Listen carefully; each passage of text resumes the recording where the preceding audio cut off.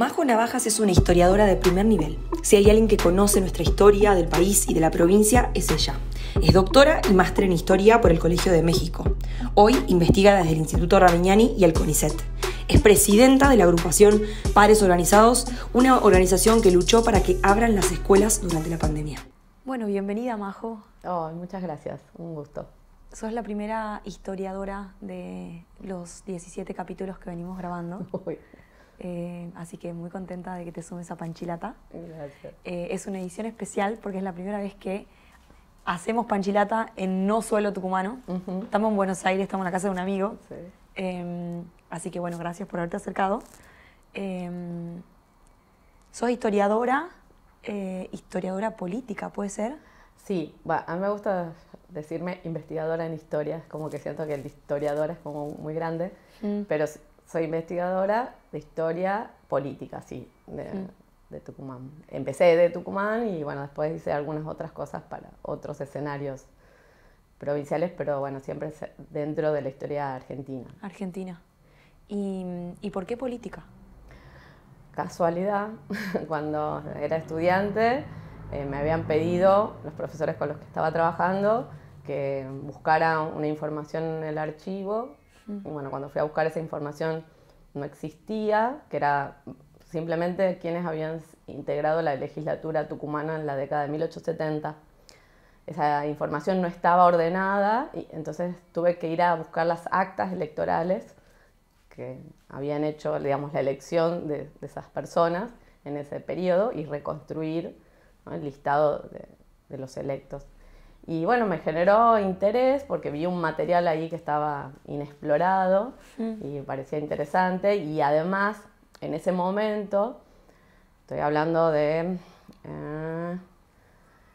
fines de los 90, promediando la década del 90, estaba en auge la historia política, digamos. Después de la vuelta a la democracia en la Argentina, había visto una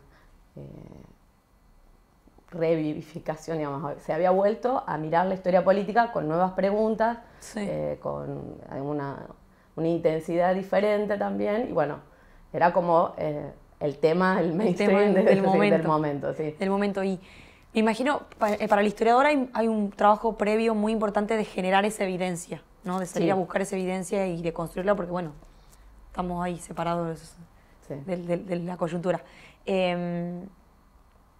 ¿Qué hallazgos sacaste de ahí, pensando más como en el sistema político tucumano de esa época? ¿Cuáles serían como, para alguien que nos esté escuchando, la mayoría de las personas que nos escuchan son centennial, millennials, y por ahí no hemos tenido la posibilidad de adentrarnos tan fuerte en la historia política tucumana? Sí. Y para ese periodo, digamos, ¿cuáles son los rasgos de esa época?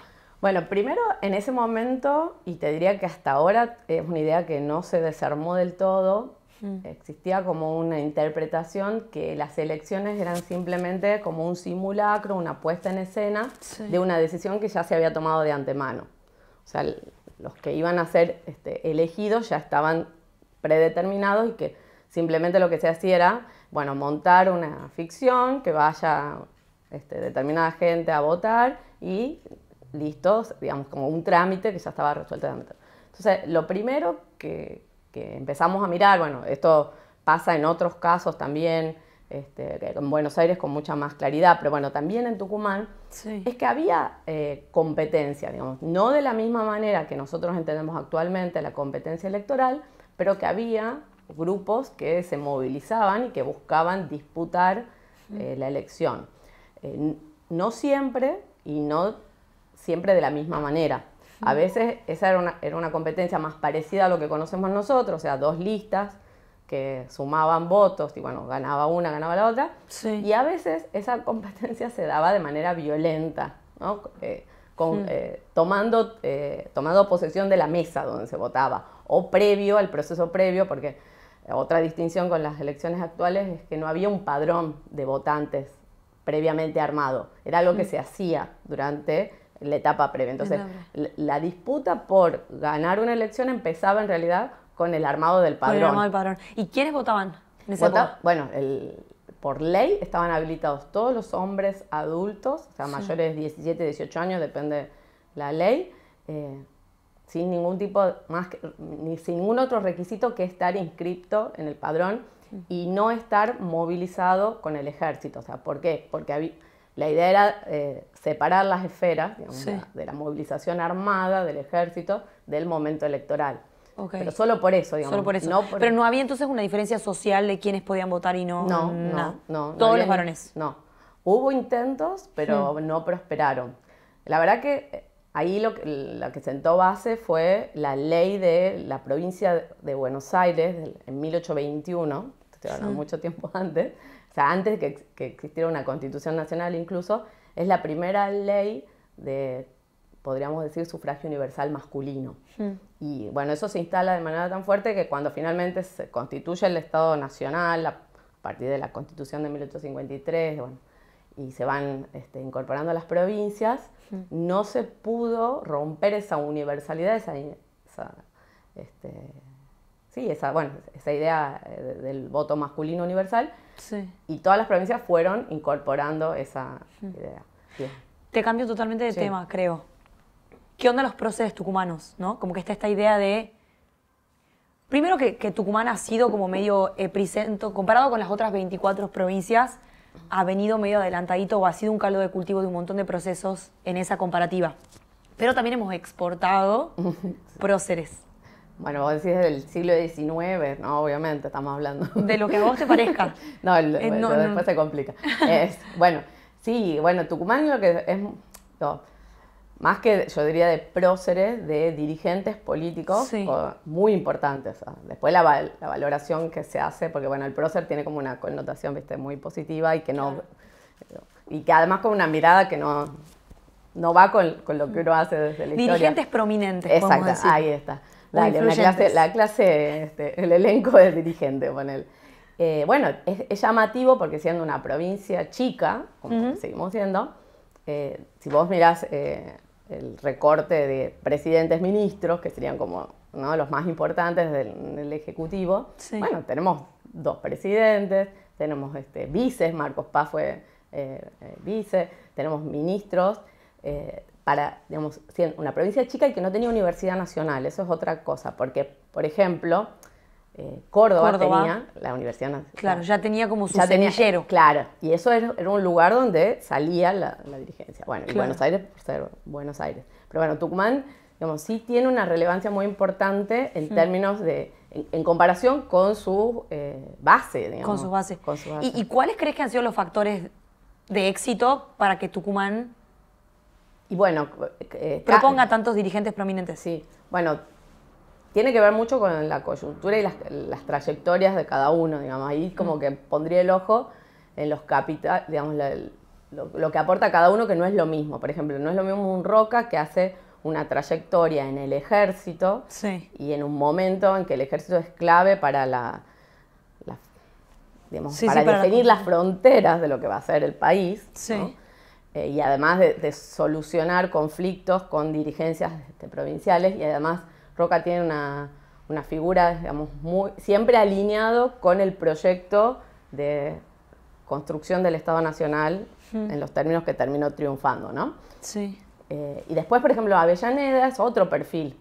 Además, Avellaneda tiene una cosa que a mí siempre me generó mucha... que para mí no está contado eso.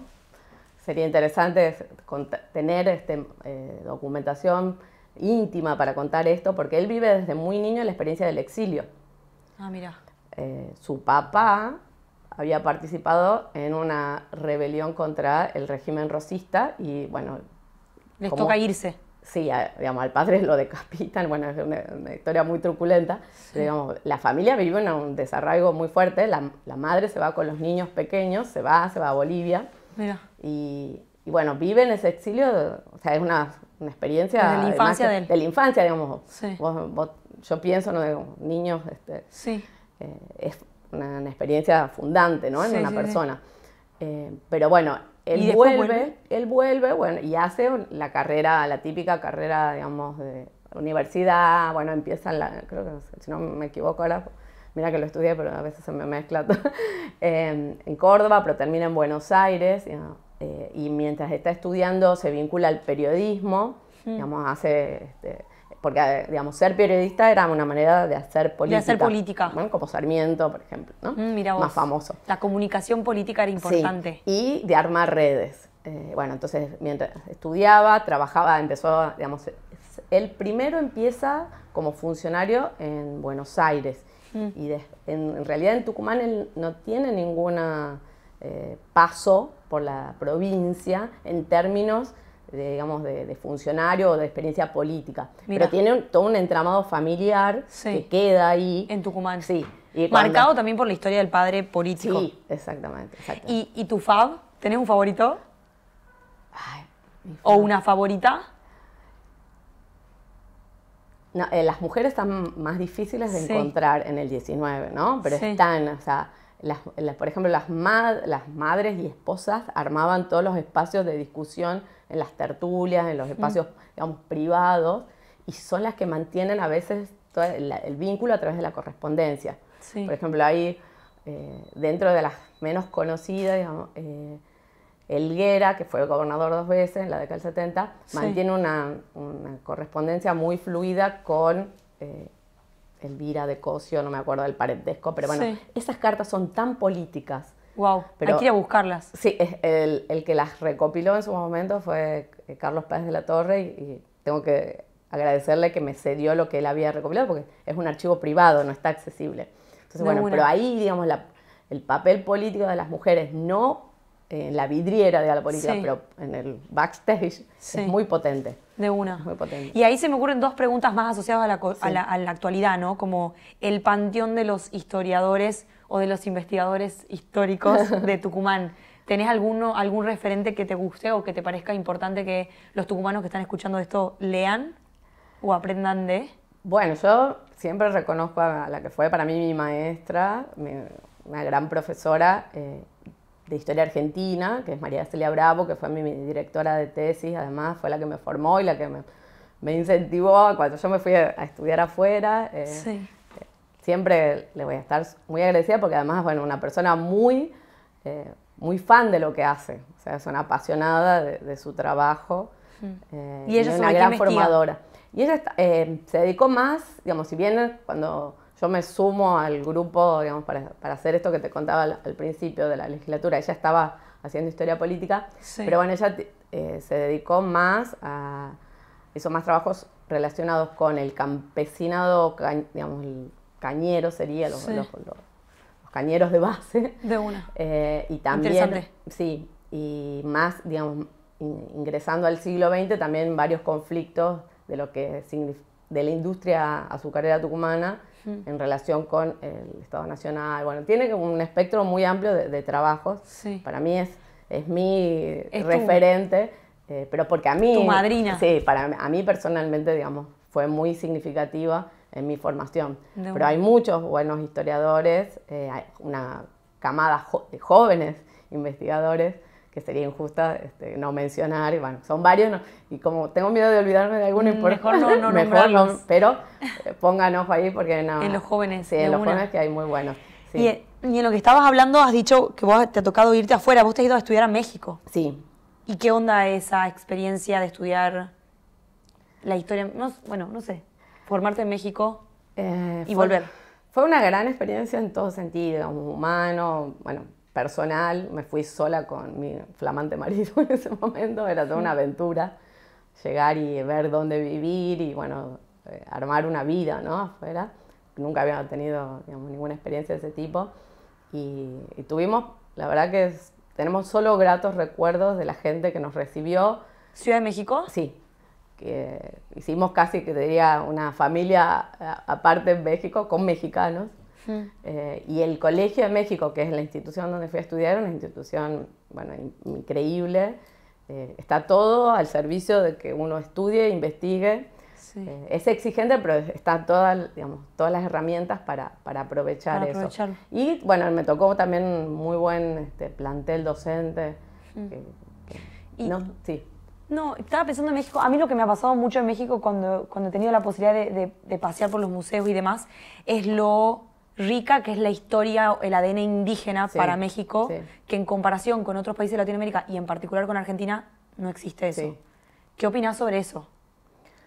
Bueno, primero tiene que ver también con que había un imperio previo, digamos. Un imperio no era, mucho más. claro, no es equiparable quizás lo que Sí. quedó en el territorio, lo que es actualmente la Argentina. Sí. También tenemos todo el imperio incaico, pero acá solo es como que fuimos la Sí, cola, ¿no? la cola de eso. Entonces, bueno, hay como Estábamos muchísimo... no estábamos menos desarrollados, por así decirlo. O sea, Claro, nuestros no, nativos estaban muchísimo menos desarrollados de lo que estaban. El nivel digamos, de lo que eran esas construcciones, o sea, lo más parecido quizás en el norte nuestro es lo que queda de las ruinas de Quilmes. Pero bueno, cuando vas y conoces los sitios arqueológicos en México, yo no tengo la suerte de conocer de Perú, pero en México es una cosa así impresionante, apabullante, de lo que está a la vista, porque hay muchísimo más que lo detectaron con una especie, no sé, de cámaras, ¿viste? Satelitales, que se sabe que está ahí, pero no hay recursos para limpiar y ponerlo otra vez a la vista, ¿no? Es un trabajo muy minucioso para no destruir. Entonces, mientras no tienen los recursos para hacerlo bien, lo dejan cubierto. Claro. ¿Viste? Entonces, eso por un lado. Y por otro lado, acá me voy a meter en un terreno que solo toco muy de oído. Digamos, ellos también hicieron toda una construcción de la identidad nacional de México con eso, digamos. Como fue una puesta en valor que les servía para construir una identidad nacional. Cosa que en la Argentina ha sido contrario. Para construir la identidad de la nación argentina, la decisión ha sido negar ese ADN más indígena, ¿no? Sí, no sé bien cómo fue el proceso en la Argentina de negar, digamos. No sé si fue... Porque no arrancó igual así, digo, pienso como en la declaración de la independencia en quechua, claro, y que después como más adelante arranca más todo este proceso sarmientino. Sí, pero yo creo que también tiene que ver con que para dónde va el desarrollo argentino, ¿no? En términos económicos. Empieza digamos, todo lo que es el fin del 19, digamos, toda la explosión de la producción agrícola y ganadera, que le da mucho peso al litoral, y el norte queda bastante postergado en ese reparto o en esa apuesta por un modelo de desarrollo. Lo único es Tucumán con la industria azucarera, que también logra una época de auge con muchas contradicciones y muchas dificultades, pero bueno, claro, no es lo mismo mirar el virreinato del Río de la Plata con toda la vinculación con el Alto Perú y bueno, toda esa etapa floreciente de comercio, que está cerquita de la época digamos, de la declaración de la independencia, que cuando vas a fines del 19, que el país es otra cosa, digamos, otra configuración, y que la potencia, buena o mala, y con sus propias contradicciones, está puesta en otra localización geográfica y en otro modelo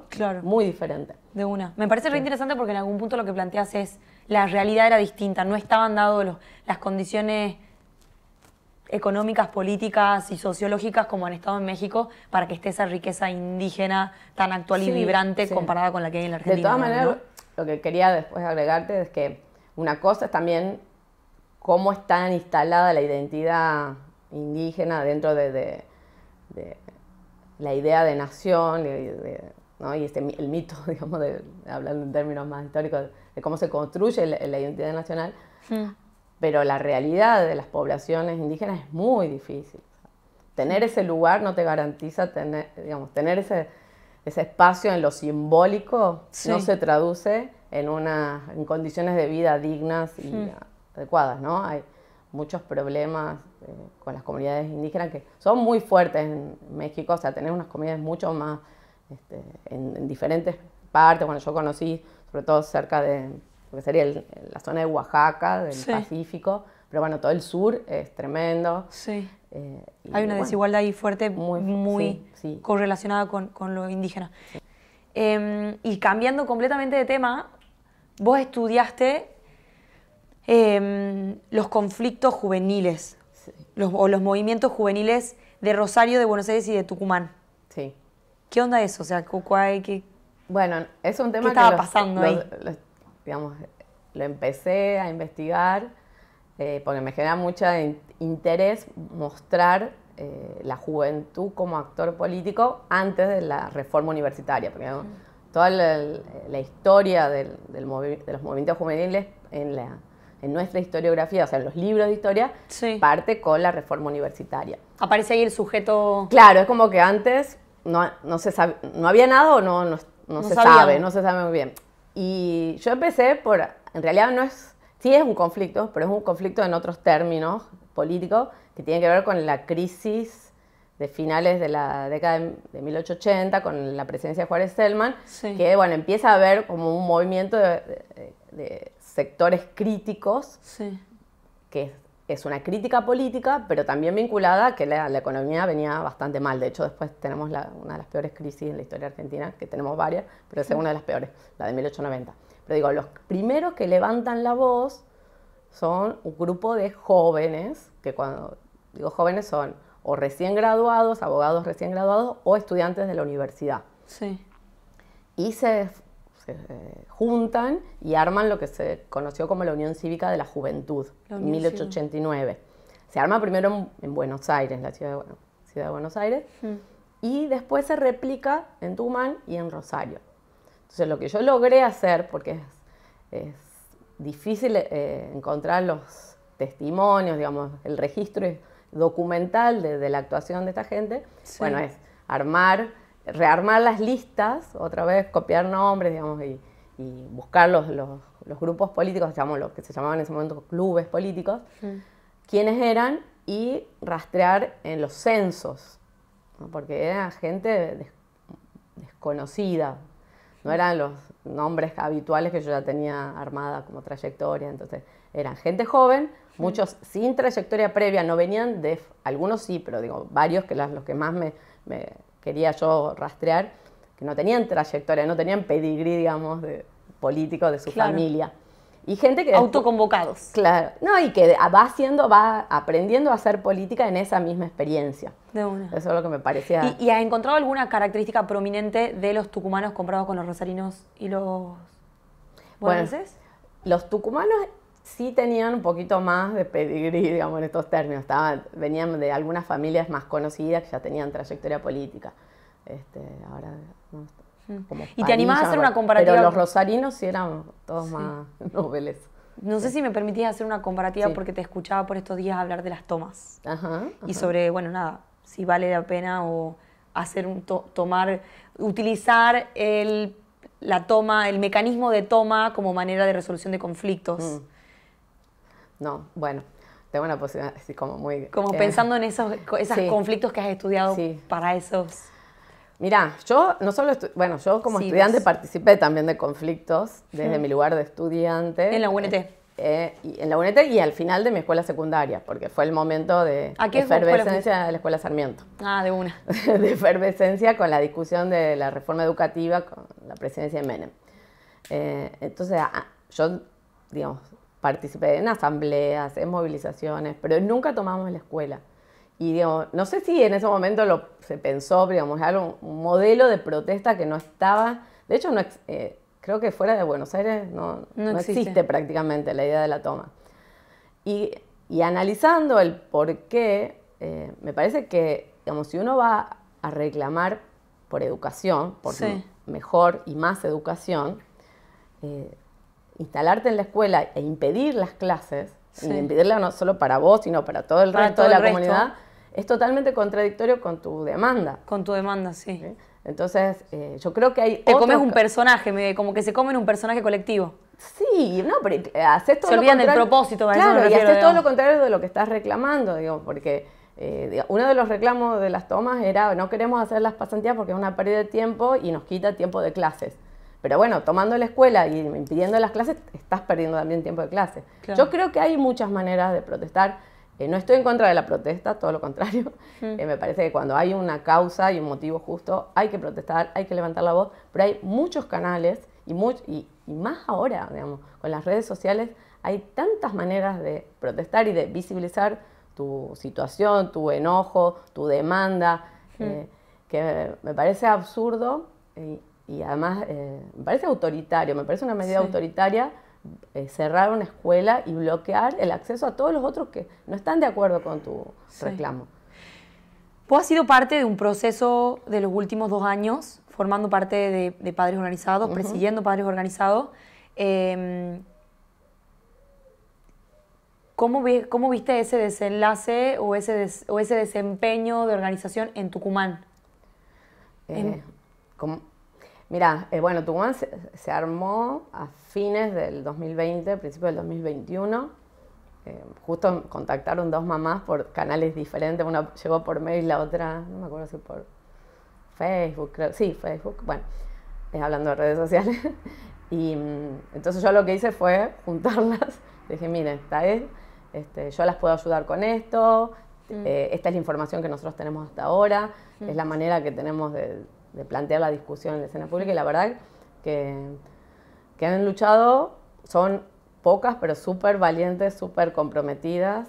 Hasta el día de hoy siguen involucradas, porque lo que se armó además fue una red a nivel nacional, y hay provincias que sostienen esa red y hay otras, bueno, que se desarmó, lamentablemente. Porque es cierto que cuando tenés resuelto tu situación individual, hay muchos que, bueno, nada.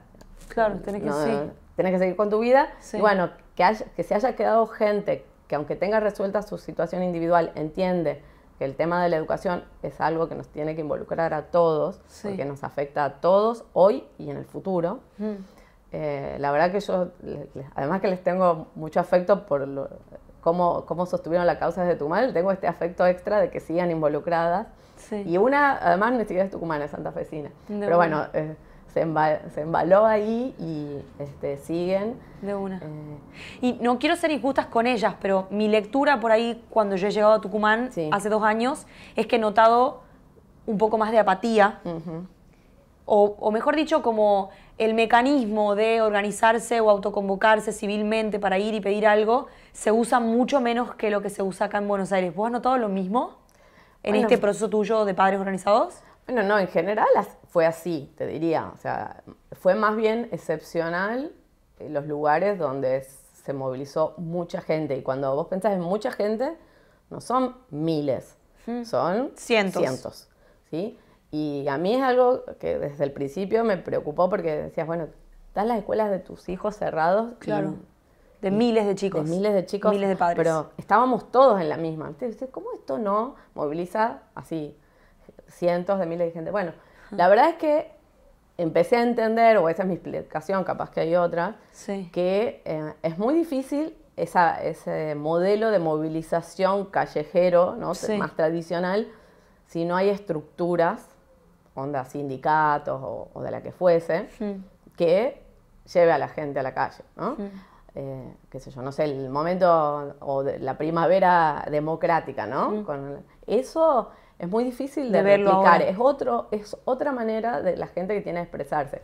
Y las redes sociales en ese sentido juegan a favor y en contra.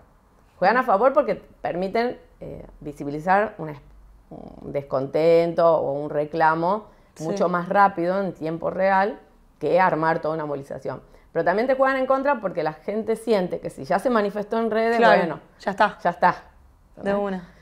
Y bueno, no sé, ojalá eso alcance. Lo que sí es cierto es que las redes son un termómetro para los que les debería importar la opinión pública, que es los que después van a postularse como candidatos, de cuáles son los temas importantes. Porque es cierto que la Argentina, si vos mirás los titulares de los diarios, los principales canales, siempre son los mismos temas. Bueno, el dólar, los piquetes, el bloqueo de esto, bueno, lo que ya sabemos, la inflación, etcétera, algún escándalo cada tanto de corrupción.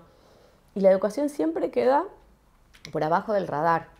Y la verdad que lo que ha ido, digamos, carcomiendo las bases que tenía la Argentina hace décadas de capital humano, es no haber sostenido, ir al ritmo, digamos, de los desafíos del mundo y de los cambios, para que los chicos vayan teniendo una educación que les permita insertarse en la educación superior, en el mundo del trabajo, en la esfera pública como ciudadanos conscientes, activos, críticos.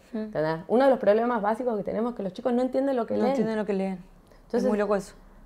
Es la base para cualquier cosa. Si vos no entendés lo que lees, ¿qué podés hacer de qué en la vida? Es muy loco que nos esté pasando eso. ¿Y qué onda ahí con Tucumán? ¿Te animás a hacer como tu radiografía de la educación? Bueno, Tucumán es de las que, no es de las peor, pero está en el, ¿cómo se llama? En el grupo de las que vienen peor, digamos. He leído que solo el 25% egresa a la secundaria.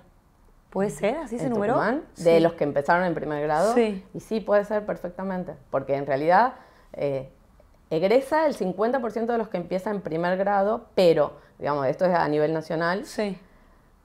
Solo 17 cada 100, o sea, el 17%, 16%, o sea, 16 de cada 100 lo termina en tiempo, o sea, en los años previstos de escolaridad. Tremendo. Y con los conocimientos básicos de lo que significa terminar el secundario. Básicos, ¿no? No estamos hablando de avanzado.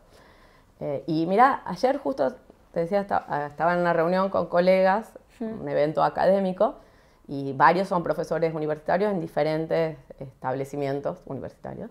Y yo estaba en una conversación y en paralelo había otra, y estaban diciendo exactamente lo mismo. Los chicos, estamos hablando de estudiantes de segundo o tercer año de la universidad, o algunos, bueno, del CBC también, es calamitoso, el panorama es desastroso. No, además de que no tienen el hábito de lectura, que eso ya es algo que venimos viendo, la capacidad de comprensión de texto es bajísima. ¿Y Tucumán está entre ese grupo de las peores? Tucumán tiene de los indicadores, digamos, viene bastante mal. Ahora sé que es una de las... El otro día le escuché un anuncio del Ministerio de Educación Nacional, que es la primera provincia que ya tiene a todas las escuelas con las 5 horas, porque viste que una de las cosas que hicieron para paliar un poco las pérdidas de aprendizaje es aumentar 1 hora de la jornada simple, o sea, que quedan en 5 horas. Ahora, eso es un compromiso que estaba en la ley del 2006. Claro, viejísimo. Viejísimo, y que además la ley del 2006 ya habla de jornada extendida, que son por lo menos 6 horas. Eso. O sea que estamos lejísimos. Lejísimos. Eso me sacó la palabra. Estamos lejísimos de que Tucumán tenga jornada extendida como la que tiene la Ciudad de Buenos Aires. Sí, bueno, y en muchas provincias, digamos. Tucumán es una de entre tantas que está muy lejos. Y además, que la verdad que sí es importante que los chicos estén más tiempo en la escuela, por muchas razones, pero no alcanza solo con eso. Porque, digamos, los problemas de comprensión de texto y de matemática, que son también para otro capítulo, tienen que ver cómo se relaciona docente-alumno, digamos. Si los chicos no están aprendiendo, obviamente que puede haber parte de la explicación en los chicos, pero la gran, y te lo dicen los mismos docentes y lo dicen los ministros de educación que son honestos, dice, si los chicos no aprenden es responsabilidad nuestra, de los adultos, porque no estamos trabajando de la manera que tenemos que trabajar o enseñándoles de la manera que tenemos que enseñarles para que ellos aprendan a leer, escribir, comprender textos y tener los rudimentos básicos de matemática y de ciencia. Pensamiento crítico, y ya está. O sea, se supone que con esas bases vos mandás, ¿viste? Cuando mandás el trencito por los carriles, no me sale el nombre, tiene que andar. Majo, hemos ido tocando cositas de Tucumán y la pregunta obligada es, ¿qué te enorgullece de Tucumán? Uy, a mí me enorgullece. Sí me enorgullece, no. O sea, yo llegué a lo que tengo y que estoy muy feliz con mi profesión y lo que alcancé, con todo lo que yo recibí en Tucumán, ¿no? Que es de la educación pública y de la gente con la que estuve en esas instituciones, en mi escuela secundaria y en la universidad. O sea, la potencia de esa interacción, no solamente de los docentes, que me tocó, que a propósito en la secundaria es la culpable, la profe de historia que tuve, es la culpable de que yo haya elegido historia, que después la tuve además en la facultad, y excelente. Digo, no solo los docentes que tuve, sino los grupos humanos que me tocó pertenecer y aprender juntos, mis compañeras, el nivel de discusión, de debate, de cosas que hablábamos, eso es muy potente. Y bueno, qué lindo. Yo lo agradezco, y por supuesto a mi familia. Pero... Y si viniera una genia o un genio y te concediera un deseo para Tucumán, ¿qué le pedirías? Entendemos que es media tramposa la pregunta porque ese genio no va a venir, el botón rojo no existe. Tal cual. Pero tu deseo más profundo de mejora para Tucumán, ¿cómo lo describirías? Bueno, mi deseo más profundo, no sé, sería... No sé en qué momento, viste que hay una pregunta que la usaron para varias cosas, ¿no? Pero ¿en qué momento se jodió Tucumán? Digo, yo siento que así como la Argentina, digo, en algún momento hubo un proyecto de provincia pujante, no sé si inclusiva, eso faltaba, pero sí había como una idea de desarrollo de provincia pujante, digamos, volver a eso y abrir el panorama y rumbear para otro lado. Si se pudiera volver el tiempo atrás, y por supuesto que eso es imposible, pero digamos que en ese proyecto de provincia haya una idea de desarrollo más diversa, que no se esté enfocado solamente en una matriz productiva más diversa. Exactamente, más diversa y, bueno, y más inclusiva, y que siga apostando a la educación. Que en un momento, o sea, igual que el país, digamos, hubo una gran apuesta a la educación pública. Hubo una prioridad en eso. Sí, sí. Y bueno, de hecho, o sea, Tucumán es de las primeras que tiene universidad en el norte, que tiene escuelas universitarias que siguen siendo emblema de la educación pública. Digamos, todo eso que sea más prioridad. Sí, y que, digamos, que los dirigentes, o sea, que en algún momento fue tema central de la dirigencia política, vuelva a hacerlo. Y la pregunta obligada, el programa se llama Panchilata por un panchoque y una chilata. ¿Qué otro nombre le pondrías si estuvieras como en ese proceso creativo de ponerle un nombre? ¿Pero pensando en Tucumán o...? En lo que sea. Es un juego, nada más. Ajá. Me encanta Panchilata, igual la chilata no me gusta, pero...